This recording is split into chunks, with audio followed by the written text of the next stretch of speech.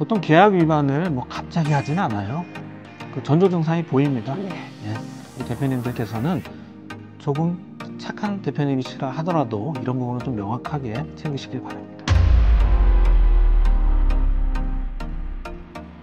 안녕하세요. 아는 노무사 권미영입니다.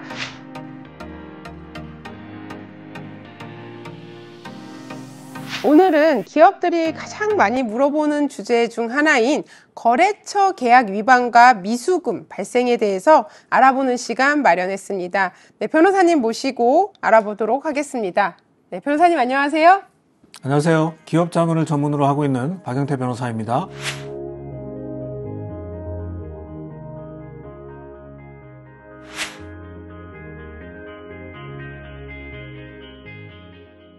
많은 기업들이 거래처와 계약 위반으로 인한 미수금 문제로 어려움을 좀 겪고 있는 것 같습니다. 이런 문제는 언제부터 대비해야 할까요? 네, 실제 미수금 문제는 계약 체결 당시부터 미연에 발생할 수 있는 계약 위반 사례 같은 것들을 정리하고 관련된 규정들을 잘 정리해서 계약 문구로 넣어놓는 게 좋습니다. 네, 그러면 계약서 작성할 때부터 잘 써야 된다라는 얘기신데요. 특히 주의해야 될 사항 있을까요?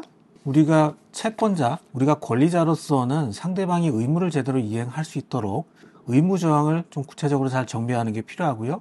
그 의무를 제대로 하지 않았을 때 내 권리를 보장해 줄 수 있는 손해배상이든 아니면 이행 의무를 강제하는 규정이든 그런 내용들을 잘 정리하는 게 좋습니다. 네, 이행 의무 유형별로 어떻게 다른가요? 네, 크게 보면 이행 의무는 행동으로 뭔가 이행을 해야 되는 것들이 있고 금전으로 지급을 해야 되는 것이 있습니다. 네. 돈으로 주는 게 뭔가 늦어지면 그러면 지연 손해금, 우리가 지연이자라고들 말씀하시는데 그런 지연 손해금 비율을 좀 높여서 내야 될 수밖에 없도록 강제하는 규정을 넣고요. 또 하는 행동이 필요한 경우에는 법적으로는 자기 의무라고 하죠.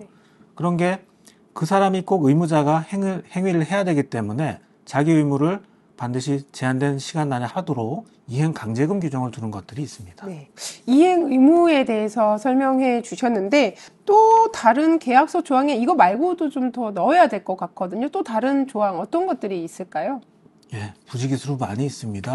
예, 그 중에는 많이 하시는 손해배상, 위약금 이런 얘기들이 있는데요. 그 외에도 위약벌이라는 규정도 있습니다. 물론 예외적으로 인정되긴 하지만 위약금이나 손해배상과는 별도로도 받을 수 있는 내용이기 때문에 보통 고액의 금액을 위약벌로 지급하도록 규정을 둠으로써 좀 더 계약을 지켜야 되겠다라는 위화력을 주는 것이죠. 그 외에도 어떤 위반 행위를 하면 추가 담보를 제공하도록 한다든지 또 연쇄적인 거래 관계인 경우에는 우리한테 채무자이거나 채권자인 그 상대방의 거래 관계에 관한 채권을 양도받는 규정을 둔다든지 그리고 계속적인 공급 계약인 경우에는 이번에 거래가 제대로 안 되면 이번에 의무 이행을 제대로 안 하면 다음 의무 관련해서는 우리가 선 이행해야 될 부분을 거절할 수 있는 약정을 둔다든지 이렇게 다양하게 거래 형태에 따라서 약정을 둘 수가 있습니다. 네, 선급금이나 결제대금 예치 이런 것도 좀 중요할 것 같거든요.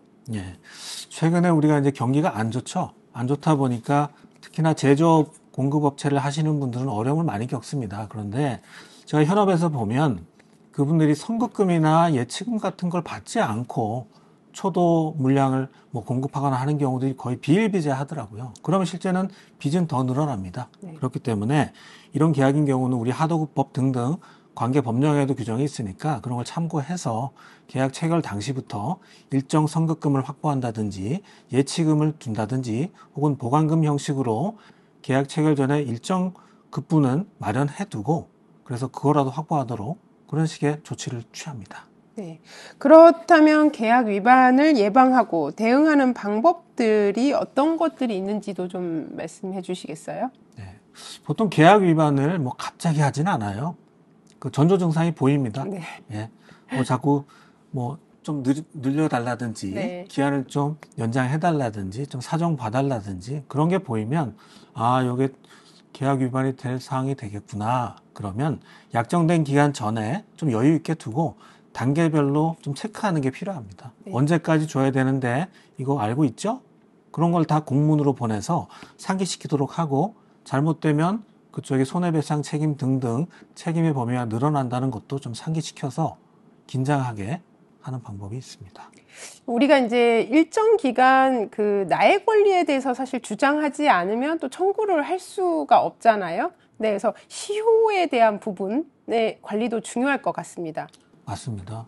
시효만큼 중요한 게 또 없다고 봐요. 왜냐하면 변호사나 우리 전문직들이 관련된 조력을 드리고 싶어도 시효에 딱 걸려서 그냥 소멸시효 완료됐다고 해버리면 권리를 주장해봐야 항변만 하면 끝납니다. 네. 그래서 단기 시효 같은 경우는 3년이 걸리고 그리고 상사 시효는 5년인데 특히나 상품을 판매한 대가는 상인들 간의 거래라고 하더라도 민법에 있는 단기 시효인 3년이 걸립니다. 그러니까 이런 것들은 잘 관리하셔야 되는데 선한 기업체 대표님들마다 그분들이 더 이런 소리를 꼭 해야 돼?